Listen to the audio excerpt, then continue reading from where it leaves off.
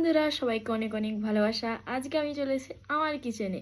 তাই সবাই তো উচ্ছে খেতে পছন্দ করে না, কিন্তু এই রেসিপিটা যদি একবার বানায় সে বলবে আমি যেন বারবার খাই।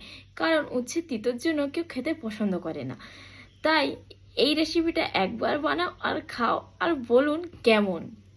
নতুন তো নয়, এইটা হলো পুরনোই রেসিপি, কিন্তু অনেক স্টেটে এই জিনিসটা কেউ জানে না। তাই আজকে আমি এটা আপনাদের কাছে শেয়ার করছি। তাহলে তাড়াতাড়ি আসুন আমার রান্নাঘরে।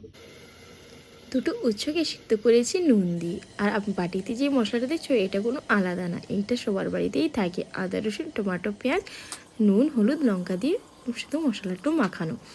উচ্ছেটাকে ঠিক এইভাবে বিচখান দিয়ে আমি কেটে নিয়েছি। যার বিচে পছন্দ না সে বিচিটাকে বার করে দিতে পারো, কিন্তু আমার তো খেতে ভালো লাগে তাই আমি বিচিটা বার করলাম না।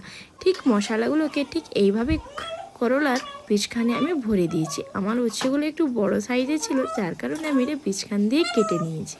আর আমি একটা প্যানে আলাদা করে কিছু আলু ফ্রাই করে রেখেছিলাম। এই আলু আর এই উচ্ছেগুলোকে দিয়ে ভালোভাবে আমি ফ্রাই করব। ঠিক হালকা তেল গরম হয়ে যাওয়ার পরে উচ্ছেগুলোকে দিয়ে আর এই আলুগুলোকে দিয়ে আমি ফ্রাই করে নেব। ঠিক আমাদের উচ্ছেটা এই লাল লাল মতো হয়ে যাবে, তখন আমাদের উচ্ছে বানানো রেডি। আর ভাতের সাথে যখন আপনারা মাখিয়ে খাবেন তো বলবেন কি দারুণ স্বাদ। যারা উচ্ছ খেতে পছন্দ করেন না তারা তো একবার বানাও আর খাও, তারপরে বলুন আপনারা কেমন লাগছে খেতে। তিতো স্বাদ তো পাবেই না, কি দারুণ তো।